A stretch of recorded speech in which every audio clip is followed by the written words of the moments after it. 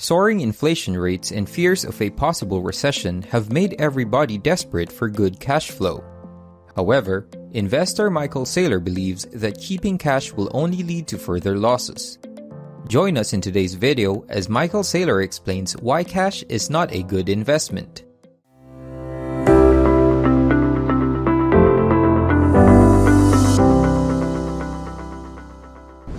You got to think of money as a currency component and a property component. And the currency is the medium of exchange that you're going to use to pay your day-to-day bills. And that's a government monopoly. Every place there's a nation state, they're going to control the currency. And then the property is your long-term store of value, right? Whether it's your ranch or it's your collectibles, or whether it's your company stock, or whether it's Bitcoin. The clear theoretical cutoff, I think, is 4 years. Like, you want a really safe cutoff. Look at the 4-year moving average of Bitcoin. If you have money that you can afford to put away and hold for more than 4 years, you would be foolish to store it in a currency. Like, even the strongest currency world, the dollar is the strongest currency in the world, but you would be foolish to store money for more than 4 years in the dollar. So I think that you look out and you say, well, stuff I've got that I want to hold for 4 to 40 years, I have to put in a property portfolio.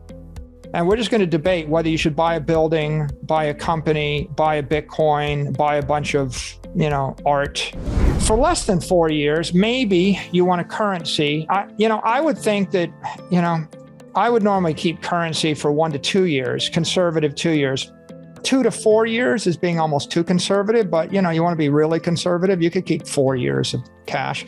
Now, what would I say to people that said, why not use currency? Well, first I would say, if you live in Lebanon or Turkey or Argentina or Venezuela or anywhere in Africa or most places in Asia, you don't have the option to use the dollar. And so it's the wrong comparison. It's not a comparison of Bitcoin versus the dollar for the next 4 years. It's a comparison of Bitcoin versus the Turkish lira, or Bitcoin versus the Venezuelan bolivar, or Bitcoin. Go Google blue dollar and check the black market rate of the current peso right now. I'll do it just for our benefit. Blue dollar informal rate 267. Okay, and you look at the chart, and you roll the clock back to 2017, it was 18. Okay, so what would I say to that person? I would say, in the last 5 years, you have lost 95% of your wealth holding currency. You're like, well, why can't they just all buy dollars? Well, because it's illegal to buy the dollars. Go check the formal rate. The formal bank rate is 127 pesos to the dollar. The actual rate is 270. What's the difference? The difference is the bank won't sell you the dollars. That's why it's cheap. Bitcoin is an option for anybody in the world that lives in a nation where they can't trust the bank or they can't trust the local currency. And that's the killer app for them. In that case, this is common sense, right? If I told you the currency was going to collapse in a month and you lived in Venezuela, you would keep 3 days worth of cash in the bolivar. You would keep a month worth of cash in the peso.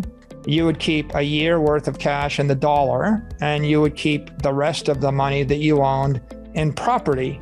Go buy a car, go buy something. Because I'm telling you, right, that whatever you bought, if you bought 100 houses 5 years ago, 95 of the 100 are getting burned, and you'll have 5 houses in 5 years. It's not complicated.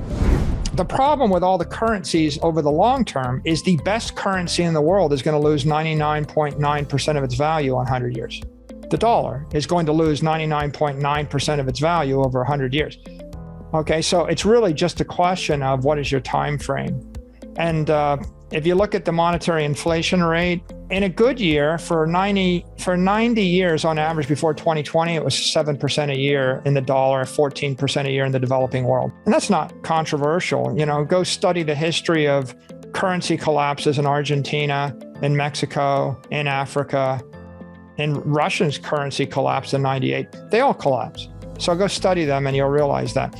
So most currencies are losing 15% of their value a year, and the dollar was losing 8% of its value a year. But in 2020, we stamped down on the accelerator, and the dollar started losing 16% or more of its value, actually 20% of its value a year for 2 years running, if you look at the M2 money supply. And that means everybody else started losing double that. And that's why you have riots in Sri Lanka right now, right? That's why you have riots in Argentina. That's why you have a collapse in all sorts of places, because the currency's losing, when it's weak, it's losing 40% of its value a year. When it's strong, it's losing 15 to 20% of its value a year. And the only reason that you're not panicked in the US is because the CPI is manipulated to create the lowest possible inflation number, right? Which is, the lowest number that they can possibly create is like 8% right now. But you don't got to be a rocket scientist to figure out that the rate at which stuff you need to buy is going up in price is more than 8%, right? Energy, food, I have friends, they run all sorts of normal real world companies. They go, yeah, like everything we used to buy 24 months ago is 50% more expensive now. And we passed the price increase on to all of our customers and they accepted it. And that's in the US. But in Sri Lanka, do you guys know what happened in Sri Lanka this weekend? Yeah, so some of the videos. The craziest timeline stuff. when you search it. And you know what caused the riots where they deposed the entire government? What was the breaking point? Well, they're running 60%, 70% inflation. If the government admits 70% inflation, that means it's probably double, right? Start from that. But here's the breaking point. The government put out an edict saying that private citizens are not allowed to buy gasoline. That's how they're going to stop the price of going up. Okay, so if you want to crash an economy, how do you do it? Well, you lock down the economy, right? Put everybody under home arrest, and that will crash an economy. But the other way to crash an economy is I just tell you, you're not allowed to drive a car. You can't go anywhere and you can't do anything. I'm sure that someone that came with the idea thought it was prudent, but of course, at the end of the day, if you print so much money, I think they were also modern monetary theorists, and they had the idea you could print money. The people that think you can print money are the people that don't understand conservation of energy, right? You can't print infinite money if you have finite energy, right? The price of everything escalates exponentially.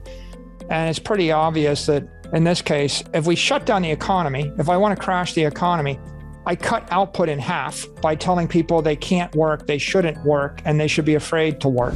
Then I close off the borders, right? By shutting down the shipping lines, raising tariffs, and shutting down all the air transport. And then I double the money supply. Okay, so what I've done is I've just basically doubled the money supply, cut the output in half. Prices have to go up by a factor of 4. And then I deny that they've gone up by a factor of 4. And then stuff starts breaking. What did you think of Michael Saylor's point of view? Would you rather keep your assets in cash or invest them somewhere else? Comment your thoughts in the comment section down below. If you enjoyed this video, kindly like and subscribe, and we'll catch you on the next one.